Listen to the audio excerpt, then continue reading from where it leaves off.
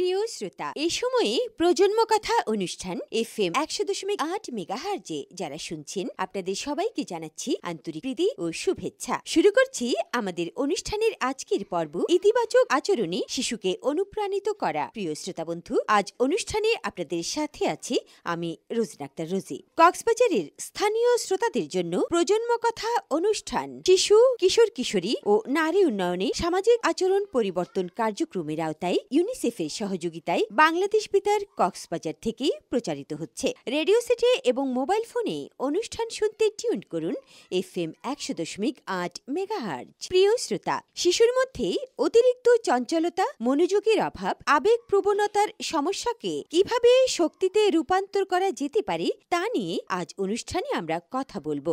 যদি শিশুদের মধ্যে attention deficit hyper activity disorder থাকে, মানে হলো সে মনোযোগ দিতে পারে না, তার শান্ত থাকা খুব কঠিন হয়ে যায়, অনেক সক্রিয় থাকে, তখন কিভাবে তাকে ইতিবাচক আচরণে উৎসাহিত করা যায় তা নিয়ে আজ শুনব কক্সবাজারের রামু উপজেলার কমিউনিটি থেকে উপস্থিত শ্রোতাগণের গল্প এবং মতামত। শুরুতেই শুনব বাবা মায়ের কথা এবং শিশু ও কিশোর কিশোরীর কথা। এরপরে শুনব উপস্থিত শ্রোতাবৃন্দের কাছ থেকে বিশেষজ্ঞ অতিথির কাছে প্রশ্নোত্তর পর্ব ও আলোচনা। প্রিয় শ্রোতা, এ পর্যায়ে প্রথমে আমরা শুনব একজন মা এবং বাবার কথা। প্রথমেই একজন বাবা জানাচ্ছেন এই বিষয়ে তার অভিজ্ঞতার কথা। অনুষ্ঠানের শুরুতে মুরব্বীদেরকে আমার নমস্কার, ছোটদেরকে আমার আশীর্বাদ। আমার নাম সুমন বড়ুয়া। বাবার কিছু অভিজ্ঞতার কথা বলবো। ছোট্ট একটি পাখির গল্প বলি। একটি পাখি খুব ভালো গান গাইতো, কিন্তু কখনো তার গানগুলো কেউ শুনতো না। একদিন পাখিটি মনির কাছে গিয়ে বলল, কেউ আমার গান শুনছে না, আমি কিভাবে তাদের মন জয় করতে পারি? মনি তাকে বলল, তোমার গান এমন ভাবে গাও যাতে অন্যরাও আনন্দিত হয়, তবে তোমাকে অবশ্যই শ্রদ্ধাশীল এবং সদয় হতে হবে। পাখিটি সেই পরামর্শ শুনে অন্যদের আনন্দ দেওয়ার জন্য গান গাইতে লাগলো। এরপর অনেক মানুষ তার গান শুনত। একটি পাখি তার গান যেমন অন্যদের আনন্দ দেওয়ার জন্য গেয়েছিল, তেমনি শিশুরাও যদি ভালো আচরণ করে তাহলে অন্যরাও আরো বেশি ভালোবাসবে। শিশু খারাপ হওয়ার আচরণ নিয়ন্ত্রণে প্রথমে কারণটি খোঁজা দরকার। এছাড়া শিশুর উপর রাগ না দেখিয়ে ধৈর্যের সাথে সমাধান করা চেষ্টা করতে হবে। সে কি বিষয় নিয়ে চিন্তিত সেটা প্রথমে বুঝতে হবে। সে যদি কোনো ভালো কাজ করে থাকে তাকে কিভাবে উৎসাহিত করতে হবে, সেক্ষেত্রে কিছু কিছু ছোট ছোট পুরস্কার দিয়ে উৎসাহিত করা যায়। তাছাড়া তাকে সময় দেয়া আর মানসিক সাহায্য খারাপ আচরণ নিয়ন্ত্রণ করতে সহায়তা করবে। ধন্যবাদ। প্রিয় শ্রোতা, এতক্ষণ আমরা একজন বাবার অভিজ্ঞতার কথা জানলাম। এ পর্যায়ে অনুষ্ঠানে উপস্থিত অতিথিবৃন্দের মধ্য থেকে একজন মায়ের কথা শুনব। শুভ সকাল। উপস্থিত সবাইকে আমার যথাযোগ্য নমস্কার এবং অভিবাদন রইল। আমি একজন মায়ের অভিজ্ঞতার কথা আপনাদের সাথে শেয়ার করছি। শিশু খুবই উদ্যমী, একদম শান্ত থাকতে পারে না এমন শিশু আমাদের আশেপাশে অনেক দেখি। যেমন কেউ আছে প্রতিদিন সকালবেলা সে স্কুলে যাওয়ার আগে ঘরের আশেপাশে দৌড়াতে শুরু করে, এক জায়গায় স্থির হয়ে খাবার খায় না। তার চোখে সবসময় চঞ্চলতা, মস্তিষ্কে চলে নতুন নতুন আইডিয়া। এইরকম অতিরিক্ত সক্রিয়তা থাকলে কিছু সহায়তা, ধৈর্য এবং সঠিক কৌশল অনুসরণ করলে এমন শিশুরাও সফল হতে পারে। বাবা মা তাকে যদি প্রতিদিন কিছু শারীরিক ব্যায়াম বা কাজে যুক্ত রাখেন, যেমন সাইকেল চালানো, দৌড়ানো বা খেলা, এছাড়া এক জায়গায় বসে পড়তে বলা, তখন সে স্থির হয়ে তার শক্তি নিয়ন্ত্রণ করতে পারবে। শিশুর চঞ্চলতা নিয়ন্ত্রণের জন্য সবচেয়ে বড় উপায় হলো শিশুকে সৃজনশীল কাজে সংযুক্ত করা। মা বাবা চাইলে ধৈর্য ধরে শিখাতে পারে। তাছাড়া পর্যাপ্ত পরিমাণে ঘুম নিশ্চিত করলে শিশুর চঞ্চলতা হ্রাস পাবে আর শিশুর সঠিক যত্ন তাদের চঞ্চলতা কমিয়ে আনবে। ধন্যবাদ।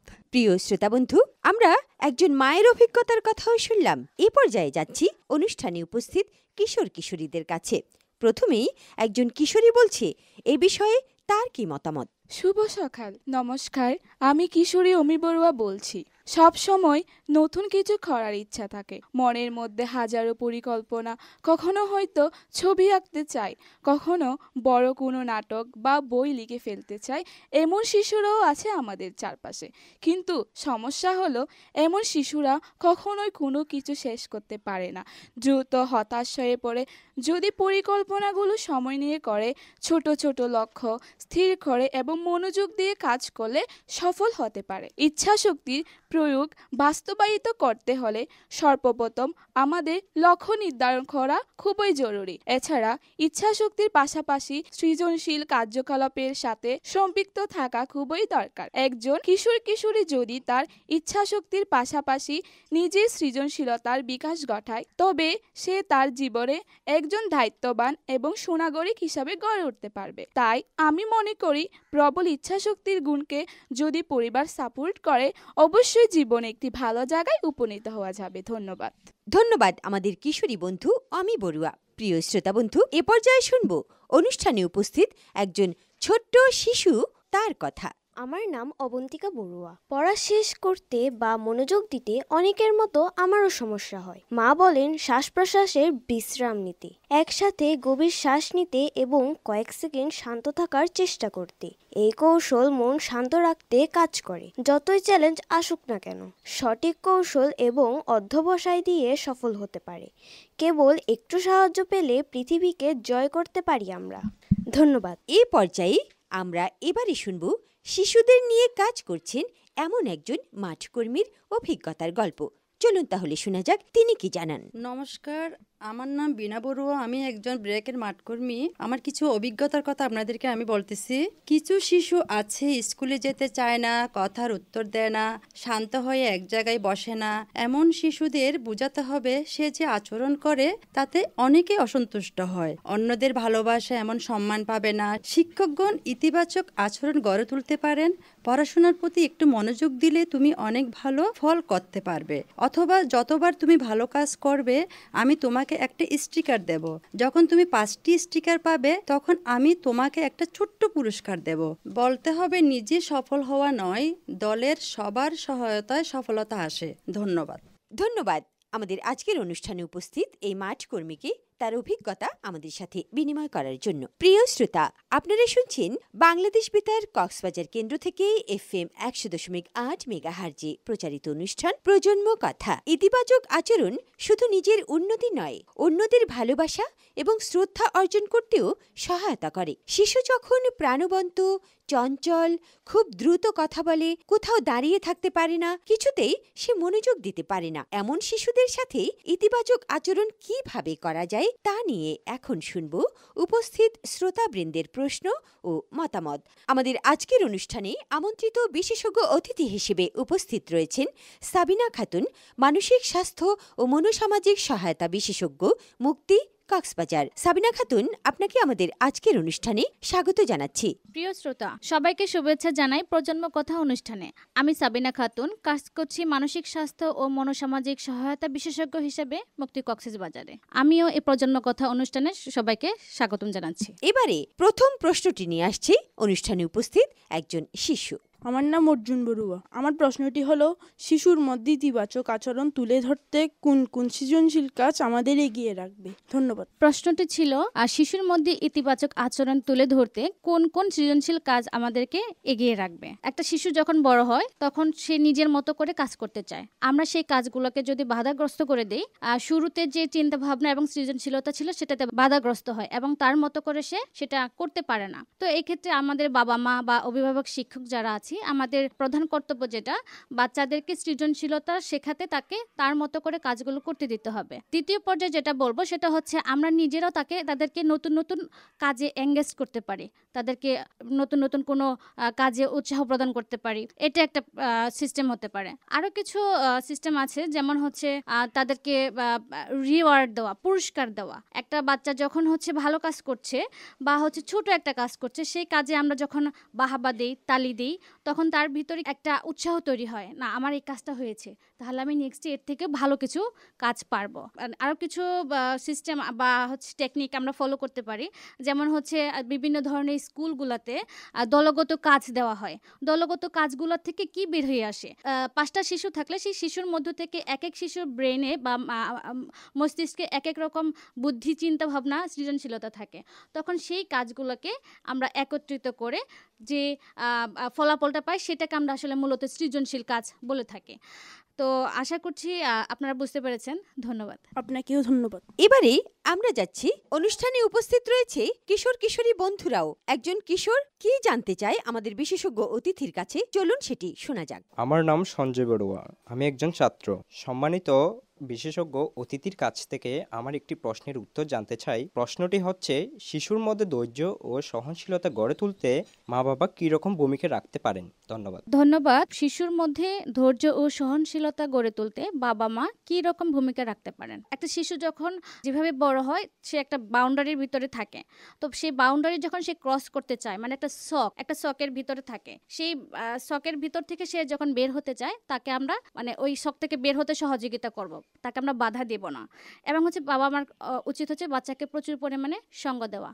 একটি কাজ করছে, তাকে একটু গিয়ে সঙ্গ দেওয়া, সে কি করছে আমাদেরকে আগ্রহ নিয়ে দেখা, যে আসলে আমার বাচ্চাটা কি করছে, আমি একটু দেখি। যখন অ্যাটেনশন পায় তখন বাচ্চাদের ভিতরে এই সৃজনশীলতা বা হচ্ছে আগ্রহ তৈরিটা বেশি হয়। এরপর যে আমরা ধৈর্যের যে বিষয়, যেটা আমরা একটু বলতে পারি যে একটা বাচ্চা হচ্ছে, আমরা বাচ্চাকে কাজ দিয়ে বলি এটা খুব দ্রুত করে, তো বাচ্চার ভিতরে কি তৈরি হয়, আমি এই কাজটা দ্রুত করতে হবে, সেটা ভালো কি মন্দ এই জিনিসটা আসলে আমরা খেয়াল করি না।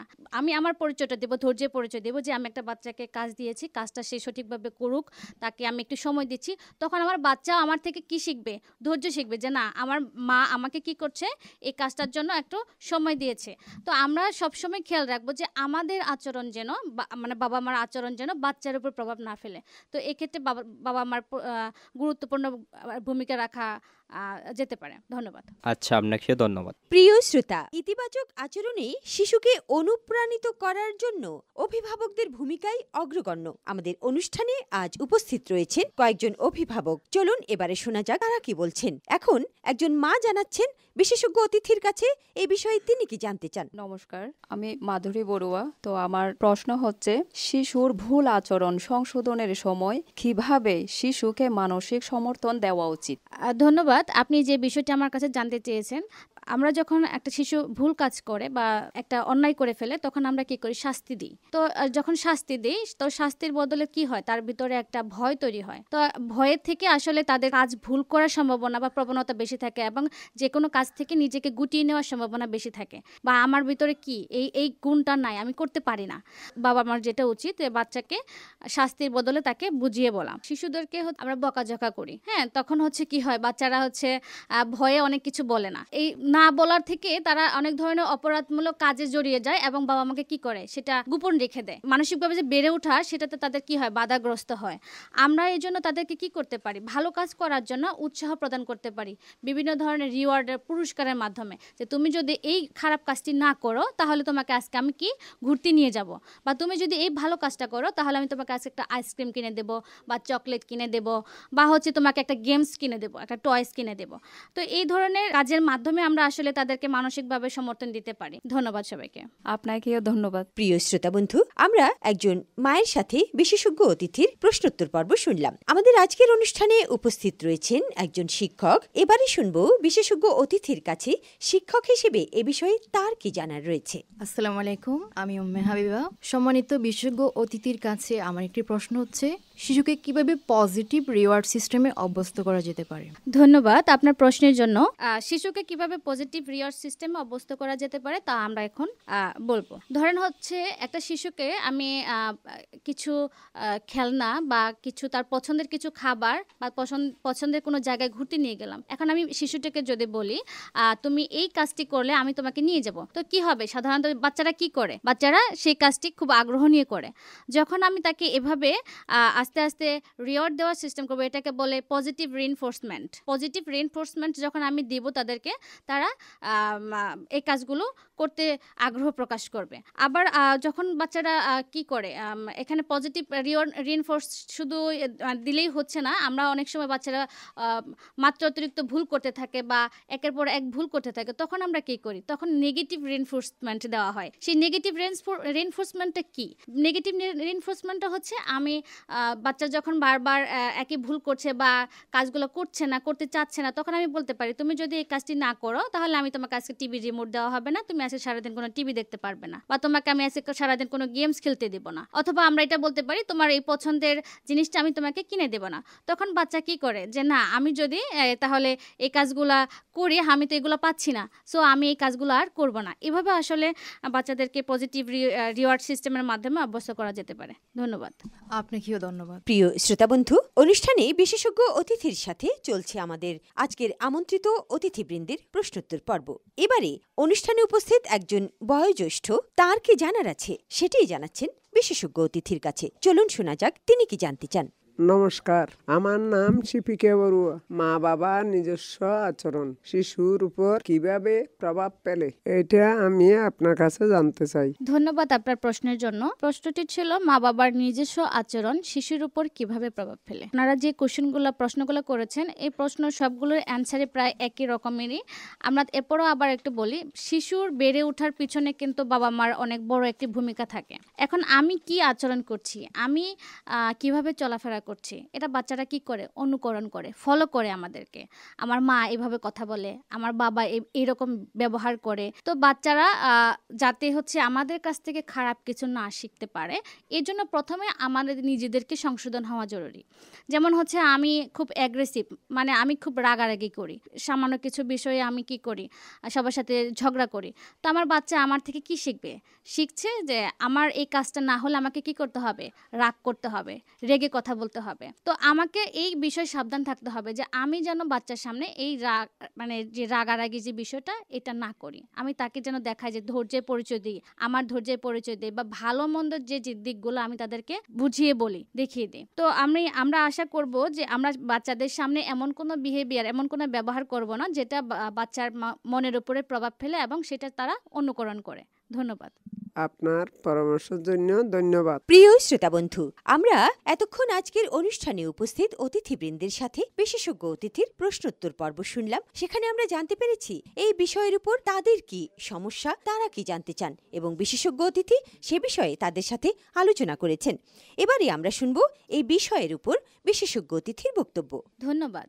শিশুদের ইতিবাচক আচরণে কিভাবে উৎসাহিত করা যেতে পারে তা বলার আগে কিছু গল্প বলি। একটি নদীর পানি খুব তাড়াতাড়ি প্রবাহিত হতো। নদীটি এতে খুবই খুশি ছিল, কারণ সে তার শক্তির মাধ্যমে অনেক কিছু অতিক্রম করতে পারছে। এভাবে সময় যেতে লাগলো। বন্যা হয়ে নদীর পানির স্রোতে মানুষ ও ঘরবাড়ি ভেসে যেতে লাগলো। যদি নদীর শক্তিকে সঠিকভাবে নিয়ন্ত্রণ করা না যায়, তবে তা ক্ষতিকর হতে পারে। একদিন নদীটির ধারে এক বাঁধ তৈরি করা হলো, যা তার শক্তিকে নিয়ন্ত্রণ করতে শেখালো। কিন্তু সেই বাঁধ আবার নদীর প্রবাহে সমস্যা তৈরি করলো। প্রিয় শ্রোতা, অ্যাটেনশন ডেফিসিট হাইপার অ্যাক্টিভিটি বা ADHD একটি নিউরো ডেভেলপমেন্টাল অবস্থার নাম, যা সাধারণত শিশুরা পেতে পারে, তবে প্রাপ্তবয়স্কদের মধ্যেও থাকতে পারে। দেখা দেয় মনোযোগের অভাব, অতিরিক্ত সক্রিয়তা বা চঞ্চলতা, উদ্বেগজনিত আচরণ। এই লক্ষণগুলো সাধারণত 3 থেকে 6 বছরের মধ্য থেকে দেখা যেতে পারে। দেখতে হবে পড়াশোনায় তার কোনো সমস্যা আছে কিনা। এই ধরনের সমস্যা অনেক চ্যালেঞ্জ তৈরি করলেও কিছু ইতিবাচক দিকও রয়েছে, যেমন এরা সৃজনশীলতা, নতুন এবং উদ্ভাবনী চিন্তা করতে সক্ষম হয়, যা দিয়ে তারা সৃষ্টিশীল সমস্যার সমাধান করতে পারেন। তা অন্যদের পক্ষে সম্ভব নাও হতে পারে। অনেক ব্যক্তির মধ্যে প্রকৃতির প্রতি গভীর আগ্রহ এবং আবেগ থাকতে পারে। তারা কোনো কিছু করতে খুবই উত্তেজিত থাকতে পারেন, যা তাদের আশেপাশের লোকদের অনুপ্রাণিত করে। শিশুর আচরণে কোন ধরনের সমস্যা পাচ্ছেন তা দুজন থেকে শুনবো, তারপর সমাধান বের করার চেষ্টা করব। ধন্যবাদ। প্রিয় শ্রোতা বন্ধু, আমরা বিশেষজ্ঞ অতিথির বক্তব্য শুনলাম। প্রজন্ম কথা অনুষ্ঠানের আজকের আলোচিত বিষয় ইতিবাচক আচরণে শিশুকে অনুপ্রাণিত করা। এই বিষয়ে আমাদের উপস্থিত শ্রোতাবৃন্দের মধ্যে যারা উপস্থিত রয়েছেন, তারা কি ধরনের সমস্যা অনুভব করেন তাই নিয়ে শুনব কয়েকজনের সমস্যার কথা। এবারে প্রথমে সমস্যার কথা জানাবেন একজন শিশু। নমস্কার, আমার নাম অবন্তিকা বড়ুয়া। যখনই আমি পড়তে বসি আমার পড়ায় মন বসে না, তখন মনে হয় আমি যদি একটু খেলতে পারতাম, এরকম চিন্তা ধারণা কাজ করে। এখন সমস্যার সমাধান আমি কিভাবে করব আর নিজেকে কিভাবে সৃজনশীল কাজের সাথে সম্পৃক্ত রাখব? অনুষ্ঠানে উপস্থিত একজন প্রবীণ তার সমস্যাটির কথাও তুলে ধরলেন। চলুন শোনা যাক তিনি কি সমস্যা অনুভব করছেন। আমার নাম শিপিকে বড়ুয়া।